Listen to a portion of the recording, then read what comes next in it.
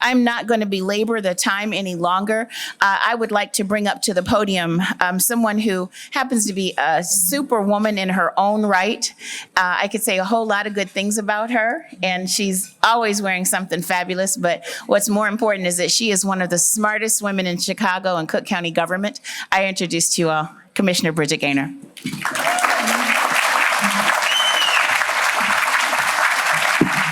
Thank you. Can't sound good. You can just look good. So I'll be checking that box. So first of all, thank you for everyone to be here. It's great to be at the City Club. It's great to be back together. I really want to give Jackie, who's now the chairwoman of the City Club, a huge shout out because this is a wonderful thing for us to have in our city, and we couldn't do it without you and Dan Gibbons, who's the vice chair. So we're, back on track in so many ways. We also have a phenomenal list of elected officials and other dignitaries here. I'm going to run through the list, and then we'll do applause at the end because there's quite a crew. Alderman Stephanie Coleman is here. Over here, Mayor Chris Clark, Allison Henson with the Illinois Medical District, the executive director, Samir Mayakar, who's the deputy mayor, Alderman Jason Irvin is here, Alderman Gil Villegas is here, Karen Yarborough, who I will address later, who is our clerk, but really was one of the first people to ever think about the idea of a land bank, Firefighters Local 2 President James Tracy, Mayor Roy Hoskins from Forest Park, Alderman Rodriguez, Pastor Chris Harris of the Bright Star Foundation, Alderman Stephanie got 2 readings, Rich Minacchio, who has the Cook County Housing Authority, and Dilla Sherman is here, who most of you know from Twitter, but is exciting and is actually raising money for a bus. So there we go, exciting celebrity in our midst. And then we also have an aldermanic candidate, Cornell Densler, who is a retired firefighter and running on the South Side. So thank you all for being here. Is there anyone that I missed? Well, thank you all for coming. I really appreciate it. I have and actually former Alderman Latasha Thomas is here as well. Thank you. So I have the best job today, which is to introduce Eleanor Gorski. Eleanor Gorski is the new head of the Cook County Land Bank, not so new, a couple months. And she comes with an incredible set of experiences and work experience, life experience, and couldn't come at a better time to do the work of the Cook County Land Bank. So, and many of you know Eleanor from when she was over at the city. She was at the Department of Planning in a variety of roles, landmarks for a long time, and had a deep expertise and love for preserving buildings. This is not a love we share, but we are working it out together. She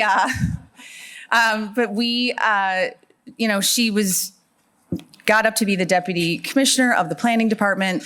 But really, the interesting thing about Eleanor, outside of her incredible temperament and wonderful relationships and the trust that she manages to build up, is that she has worked on some of the most seminal developments in our city. She'll talk more about them as well, but Sterling Bay, the Obama Library, incredible developments. And she is bringing all of that expertise, all of those relationships, and everything to bear to take that same level of focus and impact to neighborhoods all throughout Chicago.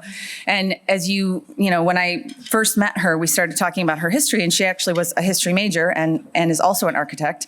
And knowing a lot about history helps you when you want to run the Cook County Land Bank, because we are a product of the history of Chicago, some of it good and some of it less so. We started about 10 years ago after the financial crisis, and there was an enormous number of vacant buildings. And what we realized, and I wish Alderman Michelle Harris, who was so instrumental to starting the land bank also, what we realized is those houses, many of them remained vacant, not because there was no market for them or not because someone couldn't redevelop them, but because they were stuck in a court process and a legal process of our own making that made it impossible to get out. And so you would see vacant houses on blocks and wonder why those weren't being redeveloped. And it was because it was impossible for people to get their hands on them. And that, one vacant house on a block brings down the rest of the houses, the property value, by over 7%. But it does more than that. It's a danger. There's crime that happens in there. It becomes a danger for fire. And we end up in this scenario where we let certain parts of our community just kind of flounder because we haven't taken the steps we need to take to fix when the market is broken. And we find ourselves actually in a really, kind of similar sense now, which is, the land bank's goal is to reduce the amount of vacant property and to redevelop it with local developers. And I'm going to ask actually all of our developers who are here, if you guys could stand up if you've developed a house with the Cook County Land Bank. Yep.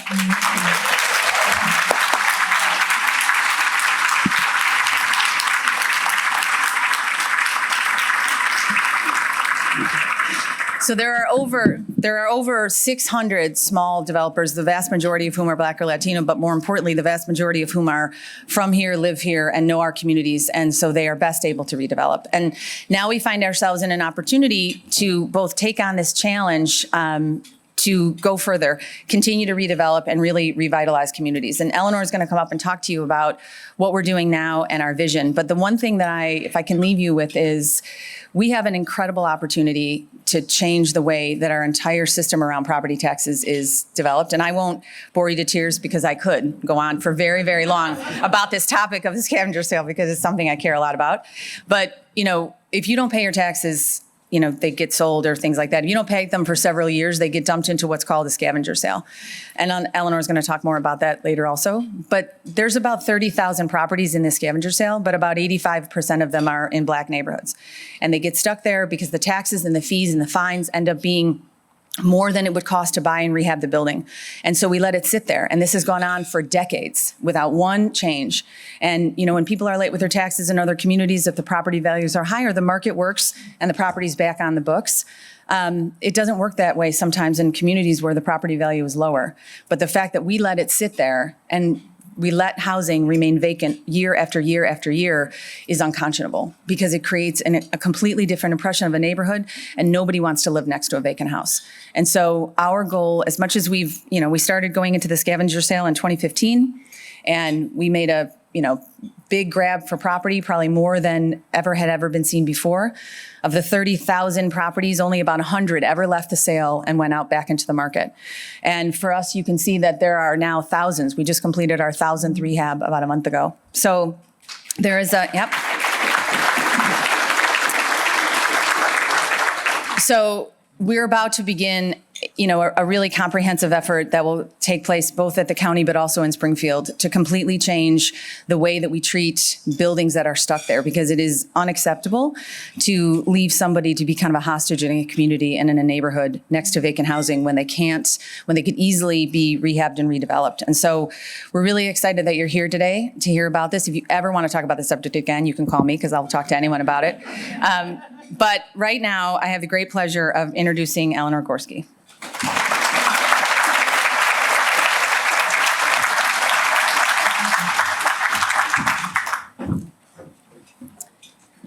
Thank you. I'm so pleased to be here, as well as sharing the stage with not just the chair of my board, Bridget Gaynor. You can hear the passion in her voice, and that is a large part of why you see me here before you, is her commitment to this. And it's been a long-term commitment, and without her, the land bank wouldn't be where it is today. But also Benita Harrison, who is a developer with the Cook County Land Bank. She's one of our local developers. And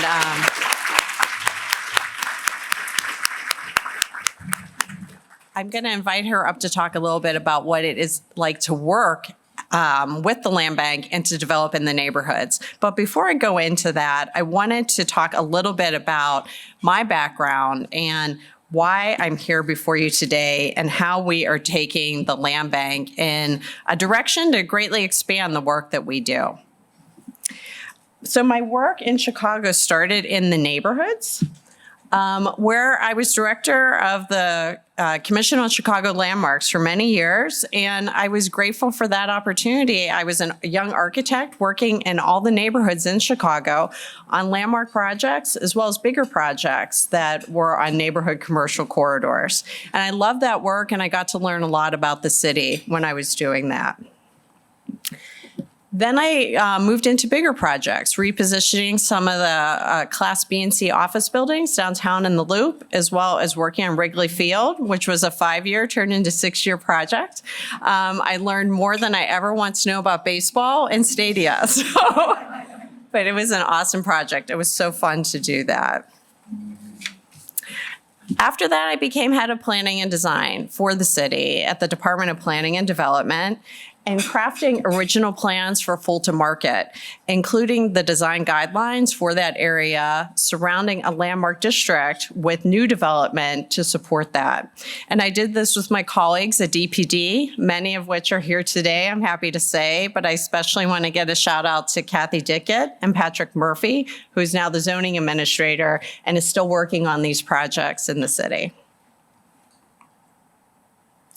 I also ended my career at the city working on the Obama Library and the repositioning of some of the industrial corridors around the city. That's what you see on the map before you, as well as the inception of Invest Southwest with Mayor Lightfoot. So all of the work that I'm introducing you here today and my background, I consider this all in helping the city forward and in city building. And it is this experience and the success of these projects that I want to bring to bear at the Cook County Land Bank and to really tackle this huge problem that Bridget described of vacant buildings and land throughout the county. And this is a map showing all the activity of the Cook County Land Bank since its inception in 2013. And you can see we basically cover the county. What you see are the red and blue dots signifying land we still have, and then the projects that we have completed.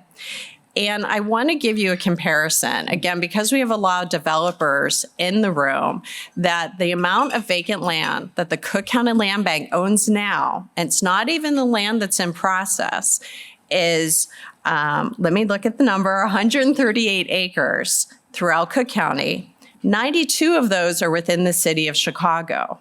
And what that equals is 2 Lincoln Yards developments. What that says to me, coming from my background, I'm sure it says much the same to you, is that it's all untapped potential. That's just vacant land. That doesn't include the buildings, the houses that Commissioner Gaynor spoke about. And the vacant land is one thing. We can land bank that and assemble it. The houses and buildings are another. That is an emergency as I see it. Every day that these buildings sit vacant and underutilized is a day that they deteriorate. My staff is here. They do an amazing job in taking care of these buildings. But every day that these sit, it's a lost opportunity. So that is the urgency that I see and why this is a critical time to be at the land bank and to do this work. And we don't even own all the vacant land in the city or the county. And we do have partners in the city of Chicago. I'll talk more about that later. So how does the land bank work to address these issues?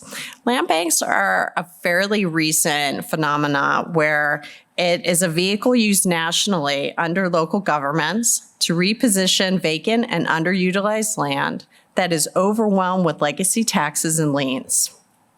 So the power of the land bank is we are able to spend the time and resources to take these properties, reposition them, and clean the title so that they can then be put back on the tax rolls and positioned for a higher and better use.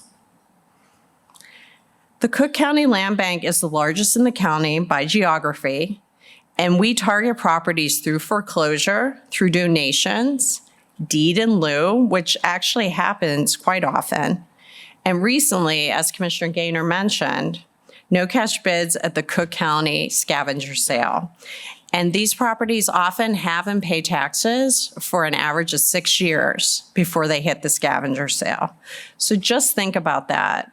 If a building hasn't paid taxes and has been vacant for 6 years before it hits the scavenger sale, what does that look like? What has that done to the neighborhood around it? So part of what we're working on is how we tighten up those timeframes. How do we get to these buildings before they end up in that shape? So you can see our mission, and this is right on our website, and this is in our authorizing ordinance, where that is our sole purpose, is to reposition this land. And I'm happy to say that we do not take occupied property nor partial properties. And I'm sure we'll get questions today. We always get questions, why can't you take this property? Or why can't you take this business that isn't paying taxes? It's because we do still respect the folks that are using the properties, and we look for other ways to address them through our municipal partners. So by state law, there's about 70 steps, and our attorney is here who does a yeoman's work going through these steps that take from 6 months to 3 years to take one of these troubled properties from tax delinquency or in some type of state of foreclosure to actually obtain a deed and to clean the title. And as a municipal agency, we have the time to do this work, unlike the private market. So again, I think that's the service that we provide to our small developers as well as to municipalities. And Bonita will speak more to this of how small developers are able to use our resources. However, given the enormity of the problem, how do we scale up to meet the challenge of all of the vacant land and properties in Cook County? So we've developed a plan where we operate strategically along the following lines. So select key property in focus areas. And how do we determine our focus areas? It's really relying on our municipal and nonprofit partners. They have the plans, they have the community contacts, they also have incentives, and they also have money that is coming from the federal government, as we all know. What you see on the map before you, these are the focus areas that we've put together. And I want to note the Housing Authority of Cook County, we're working with them to hopefully expand their reach, as well as the other municipalities you see on screen. And then I've also have a slide here of the city of Chicago specifically, and I want to highlight here Invest Southwest, the trails and greenways the city is planning, as well as the Red Line extension. So we want to, as our second path forward, is create land banking agreements that will work with each one of these entities to assemble land, not just to realize the big projects here, but also smaller projects I'll show later in the presentation.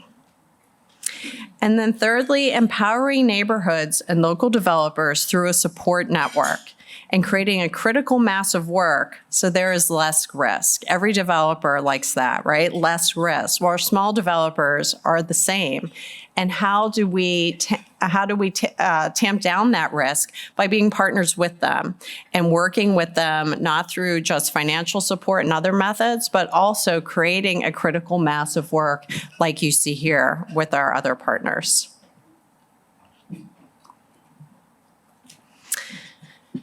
So how we've done this and how we're able to focus on these areas is not just through our land banking agreements, but also strategic in how we take property. Commissioner Gaynor mentioned the scavenger sale. This happened about a month ago, and all the properties you see here were offered in the scavenger sale. What we did is we focused what we bid on in a no cash bid in the scavenger sale to these focus areas. Again, with the thought that we want a just-in-time delivery, taking these properties through that 3-year process and then delivering it to an end user. So again, we eliminate the time, the backlog of these properties remaining mired in the judicial system.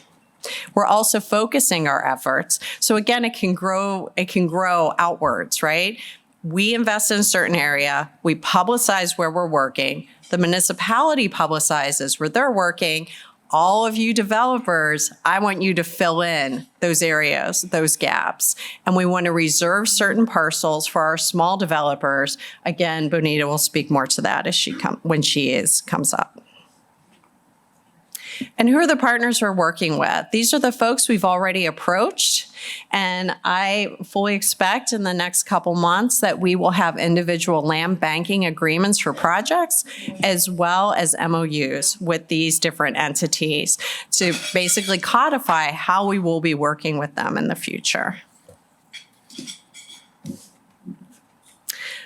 We're also part of the Chicagoland Opportunity Zones Consortium. And that works largely in the south suburbs, but through any opportunity zone here in Cook County. And we are also working in industrial land with our environmental partners at Cook County as well. So what will we be doing as part of these land banking agreements? We will work to acquire properties on behalf of those agencies and organizations and hold the property until it is ready to redevelop. In the meantime, we will make properties around these municipal projects available for private development, and we will also maintain those properties and also care for those vacant lots. And I know that that is a huge concern of neighborhood groups, many of the local elected officials here today.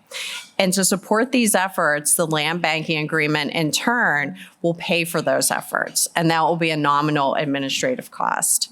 But these neighborhoods will also have someone to turn to if there is a problem lot or a building in the area.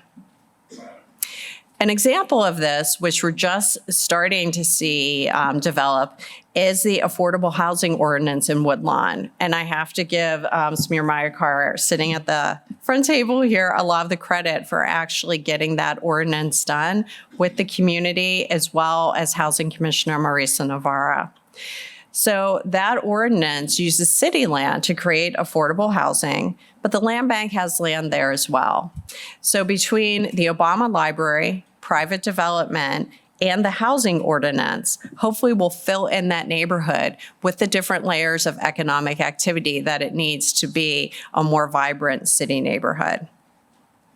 So what you see on screen is the Washington Park Bank building. This is also in Woodlawn. And the land bank also operates in the commercial realm. This bank building was taken in the scavenger sale many years ago, and it's located at 63rd and Cottage Grove. This is the first preservation battle we had when I started at the land bank, where it was slated for demolition and redevelopment. But through discussions with DL3, Leon Walker, he has agreed to rehabilitate the building, save some of the building, and create an incubator office space for the neighborhood residents. Now, it's not a coincidence that this project took about 5 years to come to fruition. Think of all the pieces that need to be in place. Along 63rd Street, the city has supported affordable housing with POA. Leon has also developed a health center there. There's a new Jewel that went up around the corner, and the CTA is investing in this station, not to mention the Obama Library, which is a mile away. This is deliberate planning and growth to bring these neighborhoods back online and to build on the strengths of what's already there.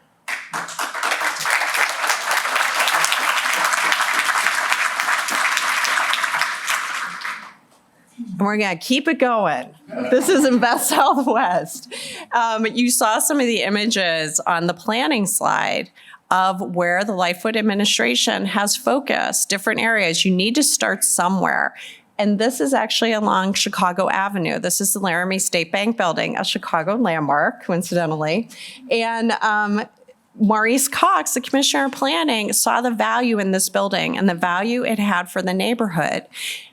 So in order to support the rehabilitation of this building, develop the rest of the block around it, create affordable housing that can support the reuse of this historic building.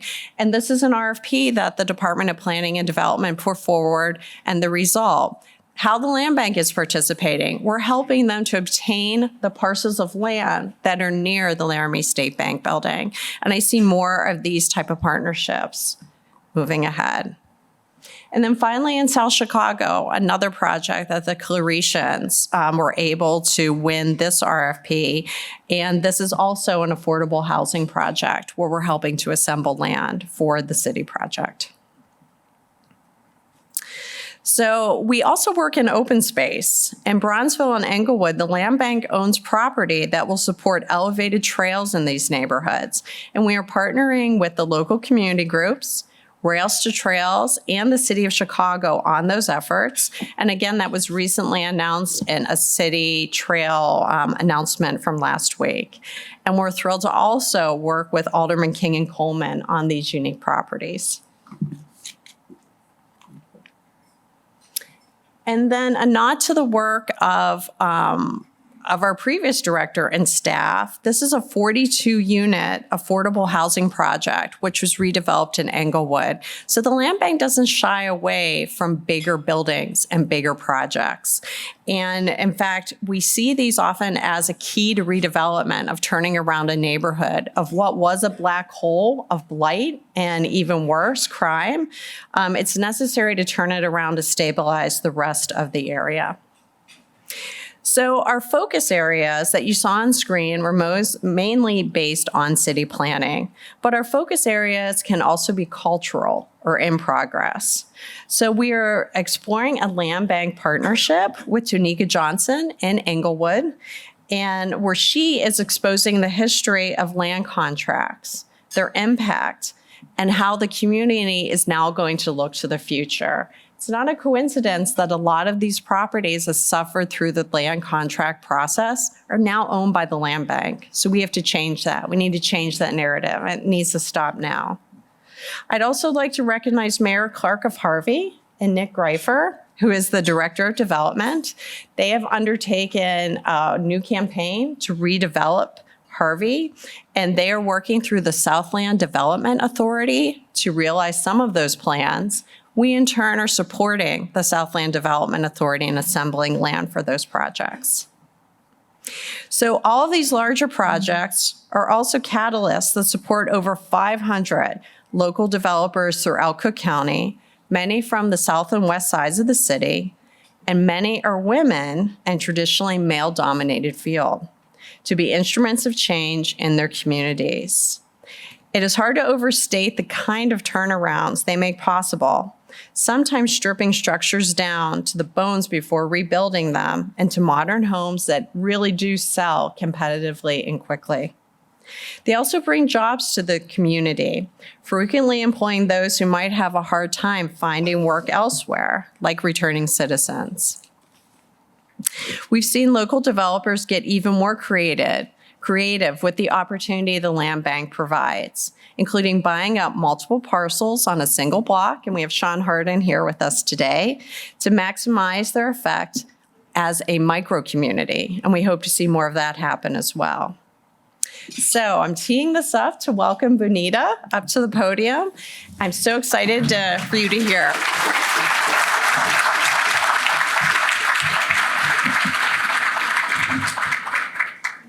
Hello, and thank you, Commissioner Gaynor, Director Gorski, and the City Club. It's a pleasure to be here and speak before you. I am Bonita Harrison, the CEO of Sunshine Management. It's been a tremendous experience partnering with the Land Bank.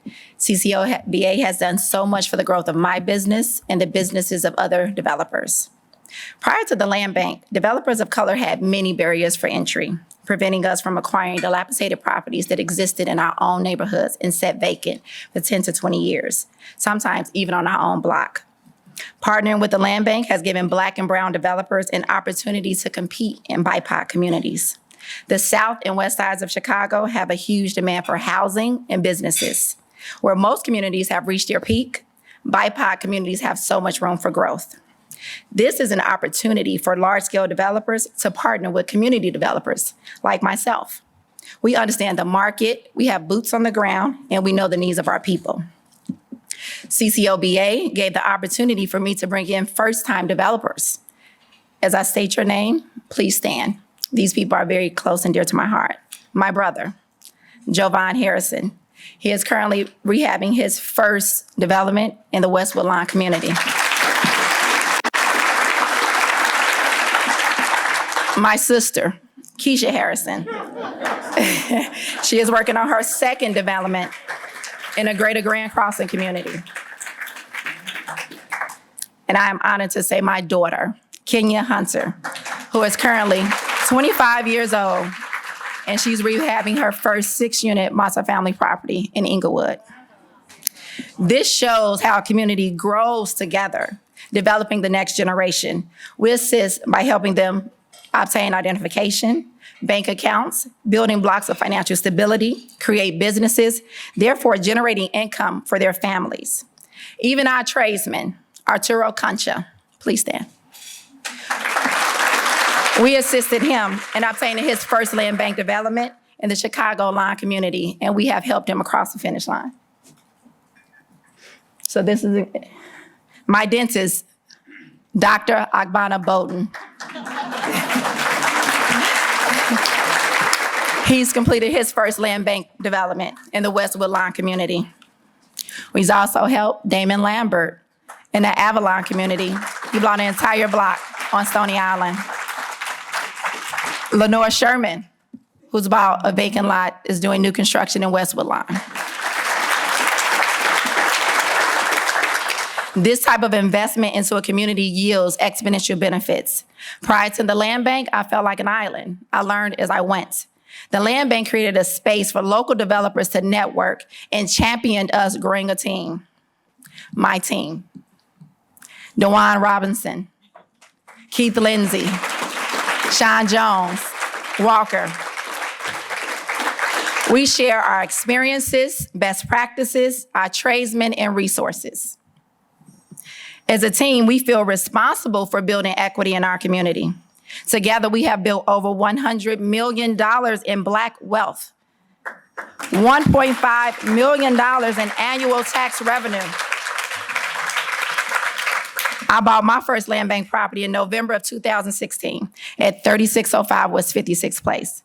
Here we are 6 years later, 70 land bank properties.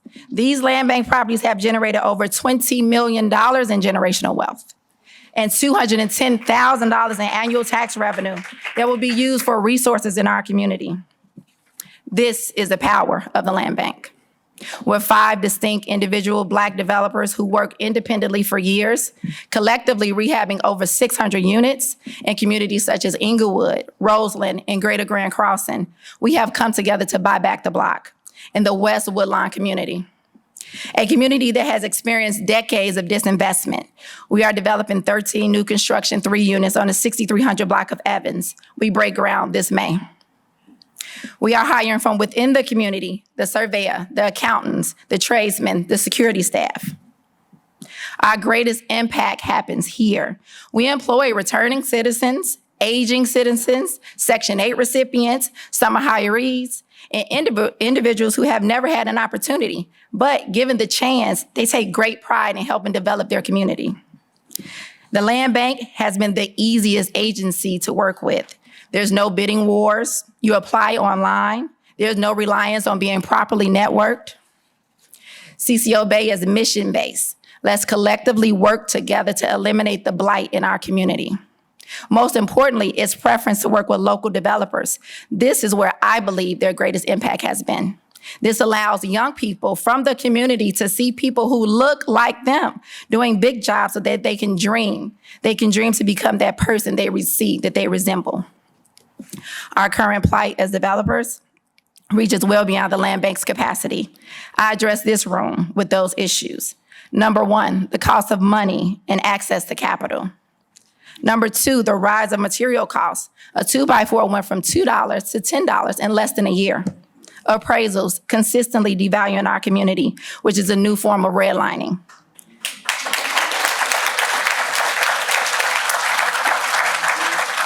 Us local developers, we're in a chokehold with these issues pressing against us. There needs to be creation of government subsidies and policy to combat these issues.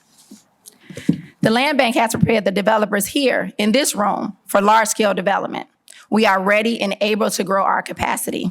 I'm in great hopes that collectively we can create strategic partnerships with us, local developers, larger developers, and government agencies that will bridge the equity gaps within our community. If you are not partnering with the land bank, you're missing out.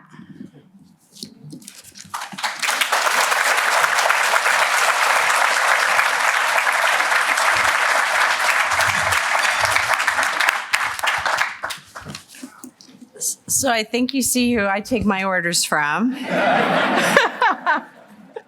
And did you guys get that list of things that we need to fix? Because that is now my agenda coming up, and I'm glad that we have a lot of decision makers and legislators in the room here. What I wanted to hit on, just in closing, Benita is so inspirational, all of our developers here, the work they've done, the change that they've done in these neighborhoods.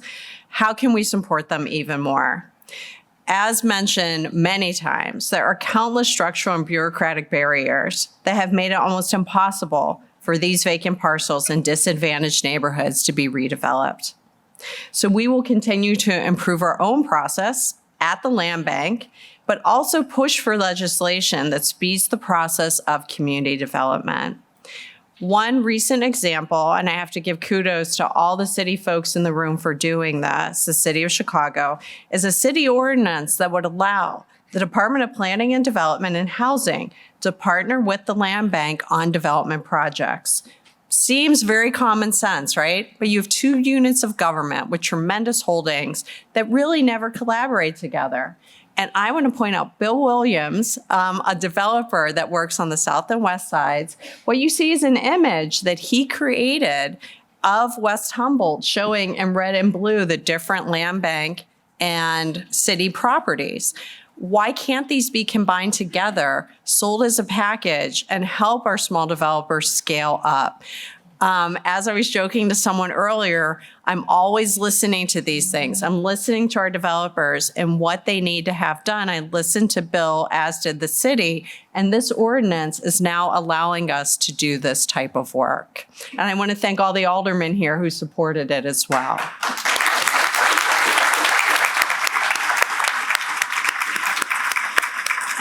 And I do have to mention another historic building that we will be partnering with the city on, the new Regal. This is a building that we also were able to take in the scavenger sale. There's a lot to be worked through with this, but it is an example, again, of a partnership that can occur only by virtue of this ordinance. So not just vacant land, but also buildings will be able to enter in with the city on these projects. So in closing, getting the land bank up and running has been an amazing effort, right? You hear from Commissioner Gaynor, who started this, the elected officials who supported her in this, as well as Bonita. She's grown with the land bank. And if you are a municipality or a developer who hasn't yet worked with the land bank, we want you to join us. This is an exciting time. We're going to be doing a lot. And if you want to talk to us about what we're doing in any of these focus areas, I'm happy to do that afterwards, and we welcome your questions. Thank you.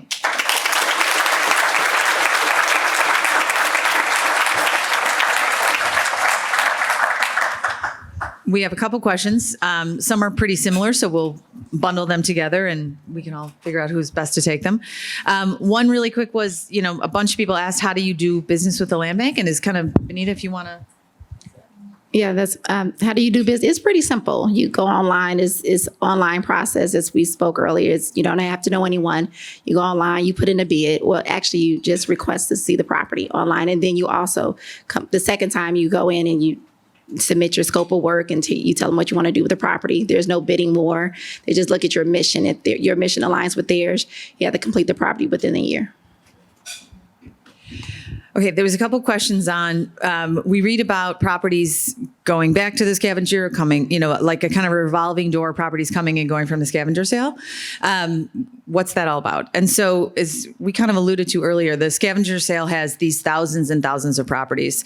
They've mostly been in there. The average age is over a decade. Their vast majority of them are vacant, and many are in really poor repair. When we first started going to the scavenger sale, and many people here who have been at the city know that that's been around for a long time. We just never really addressed it. But it held a lot of the property that we were interested in redeveloping. And so when we went into the scavenger sale in 2015, you only got a paper printout 30 days before of the 40,000 properties, but they were all organized by PIN number. So it would be like if somebody handed you a phone book and it was organized by phone number and they said, find all the restaurants. And so you were having to back yourself into it. And so we ended up taking a ton and then had to return some because, as Eleanor said, if someone's living in a house, we don't take it. If it's part of a piece of property or you can't develop it, maybe there's a lien on it, we send that back. And a lot of that stuff went back. And so Then we went the next year, scooped up another whole bunch because these sales are only every other year. And if you don't try to grab the property then, you let it sit there for years and years and years and kind of, make the rest of the neighborhood pay. And so this year, the list came out electronically. So we bid on far less because we knew exactly what we were bidding on. So that helped a lot. The scavenger sale is, as was alluded to, in the city, we had redlining. You couldn't get mortgages in certain neighborhoods. And then you had contract sales and contract buying, which is someone sold you a house. They didn't really. It was a lot when neighborhoods were turning over racially, and people never ended up owning that house. And then now you have the scavenger sale. And it's just one more legalized way to make homeownership in Black neighborhoods harder and to make asset building harder. And so this is the last thing that needs to be unwound. And a lot of that work is going to be done in Springfield. But we hope to partner with everyone here on that, since that's new territory for all of us. And so we'll go from there. All right. And then anything you wanted to add? But yeah, I think, what neighborhoods are the land banks planning to focus on? And I think that was listed up there, but you want to? Yeah, so the land bank focus areas, these will be on our website. They are right now, but also they include Roseland, South Shore, Woodlawn, Englewood, North Lawndale, Humboldt Park, Austin. I love to work in Little Village. There's no land there. The market's too hot. That's and Pullman, yes. I think that Roseland, that's a tremendous opportunity. We have a lot of land there, and we recently held a Roseland breakfast, and I see some of our developers here, where there is a lot of interest in working there between the medical district, Invest Southwest, and the CTA Red Line. Is that it? Thank you, Commissioner Eleanor and Bridget, Benita, that's right.